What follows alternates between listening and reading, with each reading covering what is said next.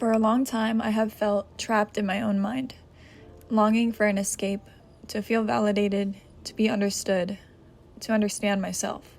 Even now, I still feel like I don't fully understand half of what goes through my mind and why. I have done many physical and digital declutters on my channel, tips on how to do them, how they'd help, and the habits they could bring into your life, but I have barely tapped into the mental side of it. Mental declutters, mental minimalism. This is mostly because I'm not very good at it myself. You see, mental minimalism is the discipline to focus solely on what matters most to you, cutting out the noise of overthinking and overanalyzing, and letting go of the past. Practicing mental minimalism is one of the hardest things I think I've ever had to face. I mean, I'm only with my mind 24 hours a day, 7 days a week. And if you're anything like me, you can't help but overanalyze, overthink, overworry, and overstress about every possible scenario that comes to mind. And I mean every possible scenario. Over the past 6 months, I realized there is no formula. There is no step-by-step tips I can do or give you to tackle this head on. Instead, I will just share my story, my thoughts, and my goals moving forward, in hopes this will bring you motivation or spark the fire within you to get started. I've been practicing a more minimal mind for the past 6 months because I'm just tired. I'm tired of watching life pass me by because I'm so busy, or I'm too anxious or worried to try something new, or I'm too caught up in what others might think of me. I'm tired of living life for others, to try not to ruffle any feathers or seem selfish. The truth is, in life, we have to be selfish sometimes. If we don't understand our purpose, our desires, and the way we want to live our life, how can we ever expect anyone else to love us or care for us properly? There's a quote from a book I read at the beginning of this year, The Untethered Soul by Michael A. Singer, that says, "There is nothing more important to true growth than realizing that you are not the voice of the mind. You are the one who hears it." I think Michael is trying to convey that we have to practice our own internal mental strength. We must fight this battle in our minds that say we are this and we are that, or that we need to do this and that, when really we are just so simple. We are a consciousness that experiences life. Every moment in our life is just that, a moment. And every thought we have is just that, a thought. They are all objects in passing. I think there's a point where he uses an example of when we are driving in a car. We miss out on so many objects passing us by. The endless trees, signs, even other cars passing us by. We may notice them, but we are usually too focused on driving and getting to our destination than taking in the details and focusing on everything else around us. He says the same about our thoughts. They come in and try to distract us from focusing on our task at hand, or being present in the moment. He says we should treat our thoughts as objects in passing, to let them come and go, to not attach to them or keep a hold of any thought. When reaching our full growth and potential, I think it is important to note that mental strength is at the core of our abilities. Of course, letting these thoughts come and go is easier said than done, especially if you have trained your own mind to be negative for years, like I have. So this journey is especially hard, but not impossible. I'm here to tell you that it is possible. A life where you are free from your own mind is possible. My journey is ongoing in this area. I have been in my thoughts way more than not, which sounds counterintuitive, I know. But like with decluttering or cleaning, you're going to have to dig in and take everything out first. It's going to have to get worse before it gets better. The steps I have taken to live with a more minimal mind, I practice at least 3 to 4 times a week, if not daily. And I'll just say it now, the 3 main things I think could be the only things you do, even if it's just once a week, out of all the tips the internet could give you, are therapy, introspection, and practice.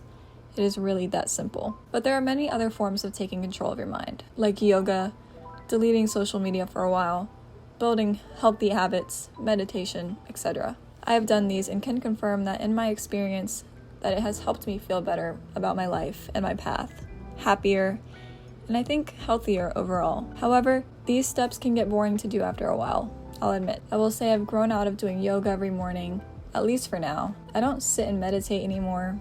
Social media isn't really a problem for me anymore, and my healthy habits are pretty consistent enough, I would say. So this is why I said I really can only count for 3 things to the majority of my progress in mental minimalism. Mental minimalism is not about having the most peaceful mind or having nothing on your plate. To me, mental minimalism is all about having control over your mind. I think something that we all forget is that we have control over what we think and what we allow ourselves to believe. I think with mental minimalism, it's more about being aware of those thoughts, being aware of those beliefs, and knowing that if a thought comes in our mind that doesn't correspond to what we believe in, knowing that we can let that thought come and go. I think it's also about being mindful and being aware of life in general and being more present in the moment. And obviously it's harder for some, easier for others, depending on, how you grew up, how you've gone through life, your experiences in life, the trauma that you've been through. The 3 main things that I said helped me the most is therapy, introspection, and practice. So let's talk about therapy. I started going back to therapy 6 months ago, and I go every 2 weeks. And I think it's beneficial for a lot of people to go to therapy because even if there's not anything horribly wrong going on, I think it's great to still have a check-in. And especially having somebody like a therapist who doesn't know you personally, who's not directly involved, it's nice. Because sometimes when we go to our friends, we go to our family, we don't want to talk about things, at least without a filter. We don't want to be completely open about everything. But with a therapist, I feel like there's space, there's room to be open and as truthful as possible, more than we even think we can be. And I just think it's beneficial for ourselves and our minds to just talk it out. And writing it out is a great thing as well. But I think hearing yourself say it, especially if somebody's bouncing off of your thoughts with questions and trying to help you out, I think it's a great check-in. The second thing I said was introspection, journaling, writing down your thoughts, your feelings. It doesn't even have to be every night. I used to journal every day in the wintertime, but once it started getting warmer, I started getting kind of tired of journaling. And so I actually changed it to what I call as introspection time. And I dedicate some time, even if it's 10-30 minutes to it throughout the week.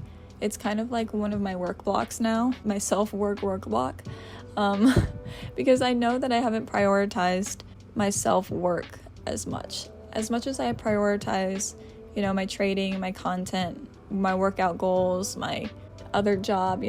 I don't prioritize sitting down and talking to myself and asking myself some hard questions and answering it. So instead of journaling, I started writing down questions. So a couple of examples would be, what are my desires in life and in relationships? My love languages. How do I receive love? How do I feel loved? What are some boundaries in my life? Emotional boundaries, mental boundaries. What are some of the traumas I went through and how did they shape me? How do I think they shaped me? So I wrote about my culture because my culture has a lot to do with who I am today as well. The last thing I said was practice, and what I mean by this is more of just being in the moment, practice being present. I don't mean practice planning better or practice having better habits, practice this and that. I mean practice literally just being in your mind and being okay with the thoughts that come to your mind, checking in with yourself, even when you're hanging out with friends or if you're out at an event and feeling how everything feels. How does this taste? How does this look?